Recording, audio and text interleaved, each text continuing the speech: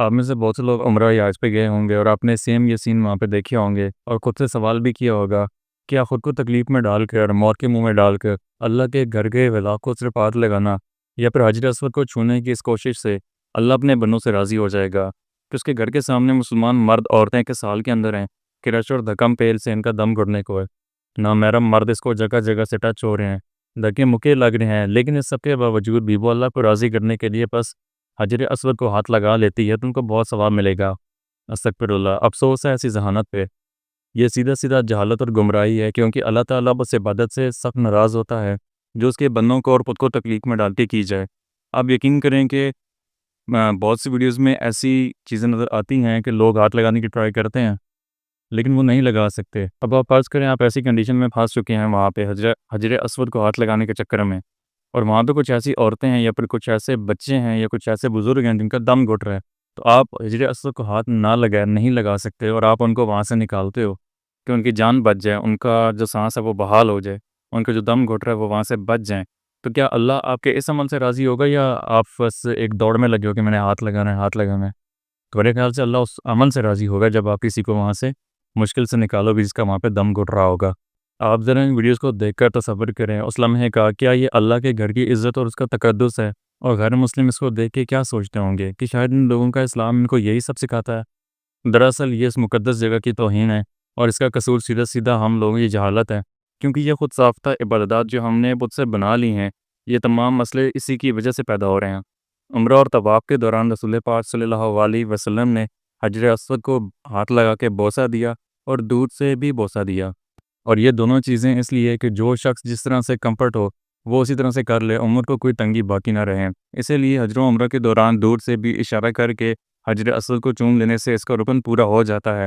یہاں تک کہ حضرت ابو طفیل بیان کرتے ہیں کہ رسول پاک صلی اللہ علیہ وسلم نے اپنی چھڑی سے حجر اسود کو ٹچ کیا اور پھر اس چھڑی کو چوم لیا، اور آج کل لوگوں نے جان پر کھیلنا اور جان پر کھیل کے اس کو چومنا ایک اپنا مقصد بنا لیا، پر لوگوں نے آج اس کو جان پر کھیل کر چومنا عبادت کا حصہ بنا لیا، اور ساتھ ساتھ غلاف کعبہ کو بھی ہاتھ لگانے کے لیے ایک دوسرے کو دھکا دے کر بد نظمی پیدا کرتے ہیں، جس سے عبادت کا سکون ختم ہو جاتا ہے۔ ایک مسلمان اپنا وطن، اپنا ملک سب کچھ چھوڑ کر عبادت اور روحانی سکون کے لیے اس پاک جگہ پہ آتا ہے۔ اس جگہ پہ آ کر اس کو عبادت کی جگہ یہ ٹینشن لگی رہے کہ وہ اپنی جان کیسے بچائے گا، تو وہ عبادت وہاں پہ کیا کرے گا؟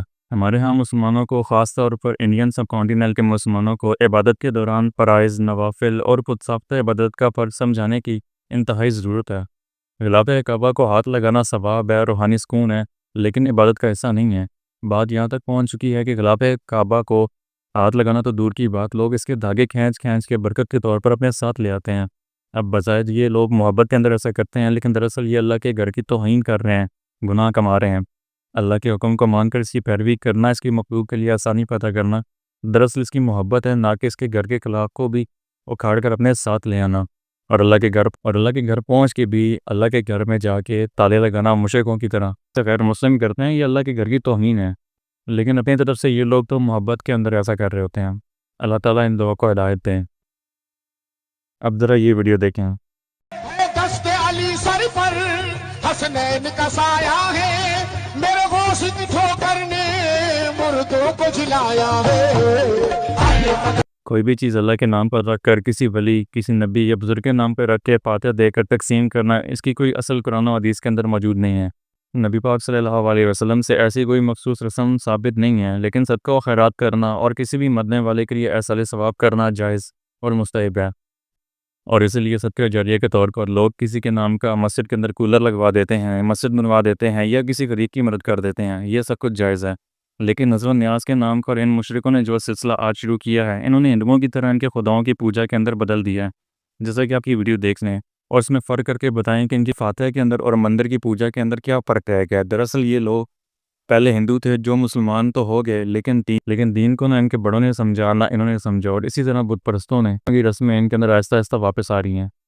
ہندو جہاں پر دیوالی مناتے ہیں، ہولی کھیلتے ہیں، تو ان لوگوں نے بھی درباروں پر پانی سے ہولی کھیلنا شروع کر دیا۔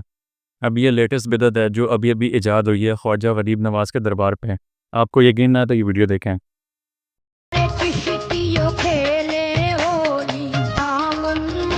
ان شارٹ آج گمراہ مسلمانوں کے ہاں صرف بت نہیں ہے، باقی ان کے سب کام وہی ہیں جو کہ قبروں کو بتوں کی طرح دھویا جا رہا ہے اور چڑھاوے چڑھائے جا رہے ہیں۔ یہ سارا مشرکانہ نظام صرف پیسے کمانے کے لیے ہے۔ ایک بزنس ہے جو شروع کیا گیا، جو اللہ اور بندے کا ڈائریکٹ تعلق توڑوا کر پیروں فقیروں اور مولویوں سے جوڑ دیا ہے، جو کہ انہیں بزنس لائک ڈیل کرتے ہیں۔ یہ سب کچھ دیکھ کر ڈاکٹر اسحاق احمد کے گولڈن پاس یاد آتے ہیں۔ آج ہمارے یہاں یہ صرف کمی ہوئی ہے کہ بت نہیں ہے، لیکن قبروں کے ساتھ وہی معاملہ ہو رہا ہے۔ قبروں کو دھویا جا رہا ہے، دودھ سے دھویا جا رہا ہے، کسی عرق گلاب سے دھویا جا رہا ہے، اور پھر ظاہر بات ہے کہ اس میں سے کوئی ایک گلاس بھر کے لے آئے تو گویا کہ بڑا تبرک اس کو مل گیا، اسے سنبھال کر رکھے گا۔ یہ سارا کام کیا ہو رہا ہے؟ تو یہی ہے کہ اولیاء اللہ ہے، اللہ کے اولیاء ہیں، یہ راضی ہو جائیں، یہ خوش ہو جائیں، یہ کسی کی سفارش کر دیں تو بیڑا پار ہو جائے گا۔ سارا دنیا میں مشرکانہ نظاموں نے تصور پیدا کیا، اللہ تو دور ہے، دور ہے، دور ہے۔ کوئی درمیانی چاہیے، کوئی لنکس چاہیے، کوئی پجاری ہوگا، کوئی پروہت ہوگا، کوئی پنڈت ہوگا، کوئی پیر ہوگا، کوئی پادری ہوگا، کوئی پوپ ہوگا، اس کے ذریعے سے تم اللہ سے ہم کلام ہو، خود نہیں۔ اور جب ذریعے بیچ میں آ گئے تو ان کی مٹھی گرم کرو۔ حضرت جنت روایت ہے کہ نبی پاک صلی اللہ علیہ وسلم نے اپنی وفات سے 5 دن پہلے فرمایا کہ دیکھنا اگلے لوگوں کے اندر جب کوئی نیک آدمی یا بزرگ فوت ہو جاتا تو لوگ اس کی قبر پہ سجدہ شروع کر دیتے تھے۔ میں تمہیں اس کام سے منع کرتا ہوں۔ آپ صلی اللہ علیہ وسلم نے اللہ تعالیٰ سے باقاعدہ دعا کی تھی، اے اللہ میری قبر کو وہ بت نہ بننے دینا کہ لوگ اس کی پرستش شروع کر دیں۔ ذرا غور کریں اس بات پہ کہ نبی پاک صلی اللہ علیہ وسلم کی قبر کی بھی اگر عبادت شروع ہو جائے، وہاں پہ بھی سجدے ہوں جیسے درباروں پہ ہوتے ہیں، تو اللہ کے رسول کے مطابق وہ بھی بت ہوگا۔ یہ میں نہیں کہہ رہا، بلکہ اللہ کے رسول کے خود کے الفاظ ہیں۔ جب ان لوگوں کو سمجھایا جائے کہ خدا کے بندوں، یہ دین کے اندر بدعات اور مشرکانہ رسمیں، ان کو چھوڑ دو، ایک اللہ کی طرف لوٹ آؤ، تو کہتے ہیں کہ کیا ہمارے باپ دادا کے پاگل تھے؟ کیا انہوں نے اپنی داڑیاں دھوپ کے اندر سفید کی ہیں؟ کیا تم ان سے زیادہ جانتے ہو؟ سورہ الاعراف کے اندر آتا ہے، اس کا مفہوم ہے کہ قیامت کے دن یہی لوگ جب جہنم کے اندر پہنچیں گے تو کہیں گے کہ اے اللہ ہمارے ان بزرگوں کو ہم سے دگنا عذاب دے، اور ان پر لعنت بھیجیں گے۔ سورہ حامیم اور سورہ سجدہ کے اندر یہ آتا ہے کہ یہ لوگ کہیں گے کہ آج ان بزرگوں کو اے اللہ ہمارے حوالے کر دے جنہوں نے ہمیں دنیا کے اندر گمراہ کیا، آج ہم ان لوگوں کو اپنے پاؤں کے نیچے روندیں گے۔ اندازہ کریں یہ بات قرآن کریم کر رہا ہے جو کہ سچ ہو کر رہے گی۔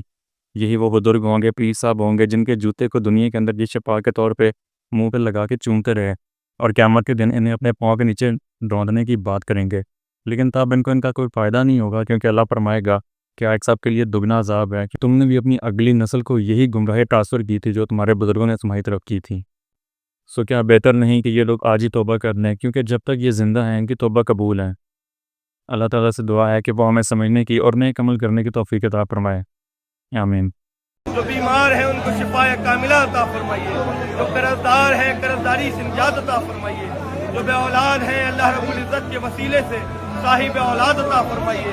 قسم کرسی میں غریبوں کے سہارے خواجہ، تیری شان کے صدقے میرے پیارے خواجہ۔